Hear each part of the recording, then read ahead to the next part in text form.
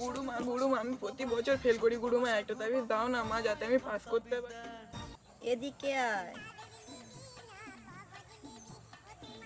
ওং হিং ক্লিং চামুন্ডাই নমঃ। এনে এই তাবিজটা আমি তোকে দিচ্ছি, তুই কিন্তু এটা সকাল সন্ধে নিয়ম করে খুলে দেখবি, দেখিস এবছর ঠিক তুই পাস করে যাবি। ভগবান তোর মঙ্গল করুক। জয় মা, তাবিজ পেয়ে গিয়েছি, এবছর আমি পাস করবই করব।